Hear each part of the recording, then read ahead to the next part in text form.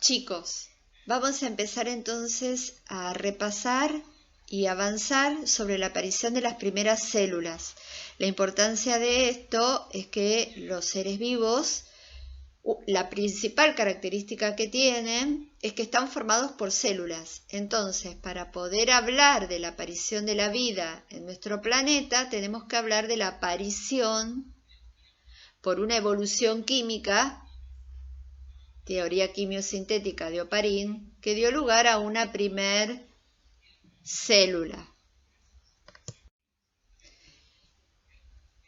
En esta diapositiva lo que estamos viendo son las características de esa atmósfera primitiva que pudo dar lugar a las primeras células. Ustedes lo que ya saben, lo que ya estuvimos viendo, es que en esa atmósfera primitiva no había oxígeno.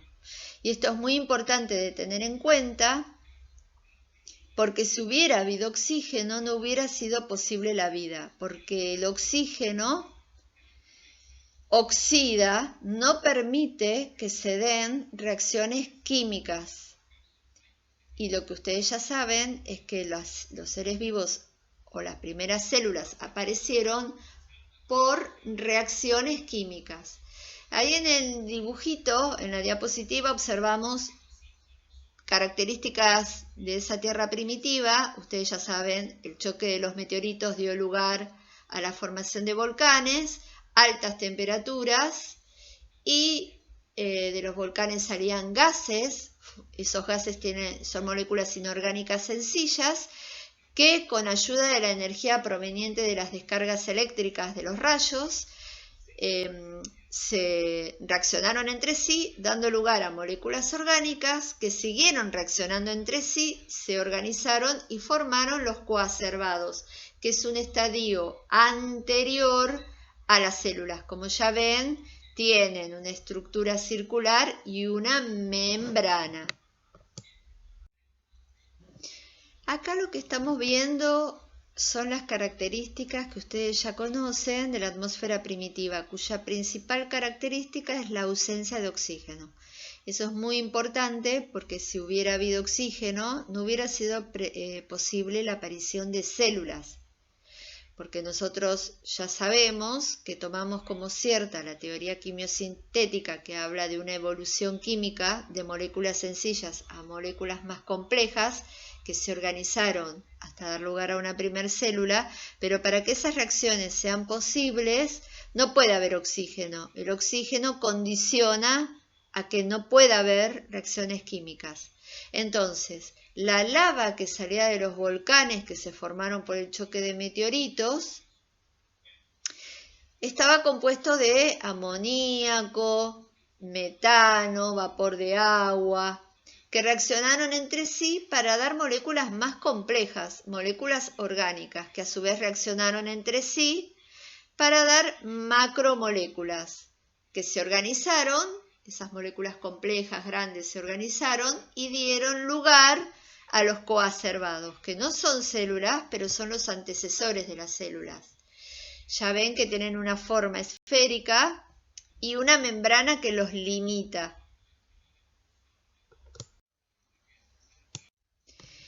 En esta diapositiva lo que estamos viendo son las características de la atmósfera primitiva.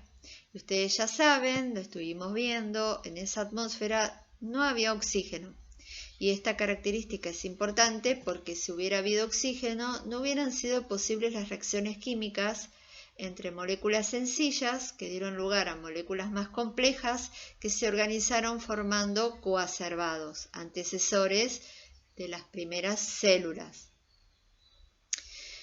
¿Qué fue lo que pasó? La erupción de los volcanes provocó que hubiera gases simples como amoníaco, como metano, como vapor de agua, monóxido de carbono. Esas moléculas simples, con ayuda de las descargas eléctricas de los rayos que proporcionaron energía, empezaron a reaccionar formando moléculas más complejas que dieron lugar a moléculas cada vez más complejas llamadas macromoléculas que se organizan y forman esferas rodeadas por una membrana, que se llaman coacervados. No son todavía células, es decir, no tienen vida, pero son estructuras que van a dar lugar a las células.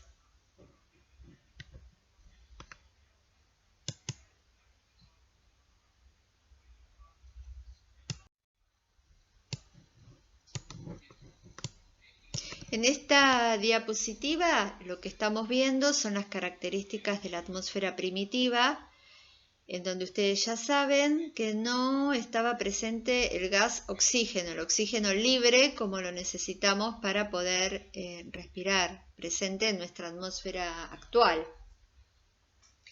Si hubiera estado presente, no hubiera permitido que las moléculas reaccionaran entre sí.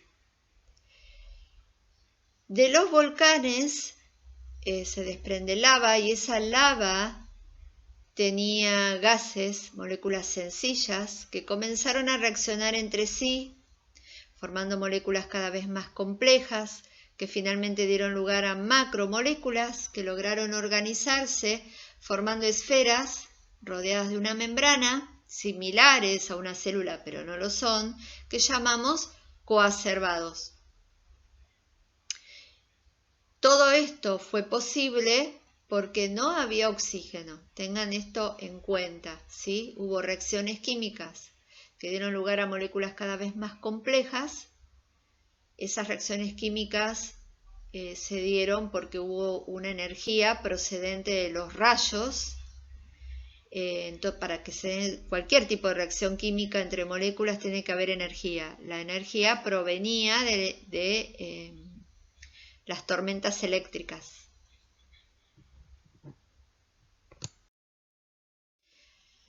Acá en esta diapositiva, en la tercera, lo que estamos viendo es una línea de tiempo que nos muestra, nos organiza un poquito todas las situaciones que se fueron dando desde la formación del planeta con el Big Bang, hace 4,5 millones de años. Luego se formaron los océanos, tal como lo estuvimos estudiando. En esos océanos primitivos, caldo primitivo, van a surgir por evolución química los coacervados, que evolucionaron hacia las primeras células, que ustedes ya saben, eran anaeróbicas porque no había oxígeno disponible, y eran heterótrofas, se alimentaban de materia orgánica presente en ese caldo primitivo. Un tiempo después aparecen los organismos que son capaces de hacer fotosíntesis, es decir, son capaces de fabricar su propio alimento, pero siguen siendo bacterias, es decir, organismos procariotas, células sencillas, sin núcleo organizado. Mucho tiempo después, hace 1 millón de años, van a aparecer células más complejas que se llaman eucariotas.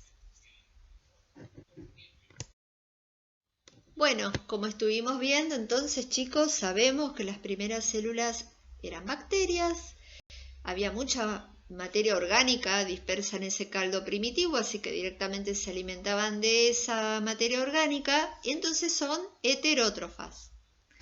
Y como no había oxígeno, anaeróbicas.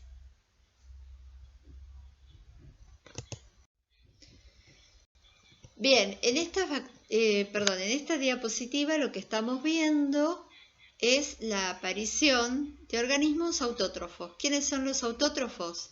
Los que pueden fabricar su propio alimento. Cuando digo apareció, ustedes saben que no es que apareció mágicamente, sino que esto se da por un mecanismo que tenemos los seres vivos, que es el de la evolución. Una de las características de los seres vivos es la capacidad de evolucionar. No permanecemos iguales a lo largo del tiempo. Entonces, en esa línea de tiempo que les mostré en la diapositiva 3,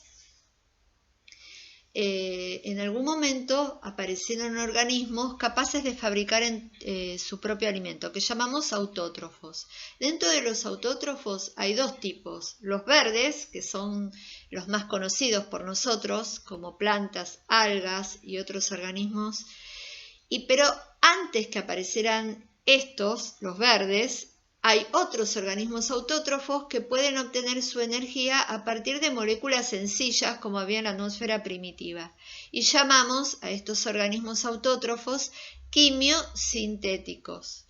Y utilizan como moléculas al nitrógeno, al hierro, al azufre, todas moléculas sencillas presentes en esa atmósfera primitiva y no necesitan utilizar como fuente de energía a la luz del sol.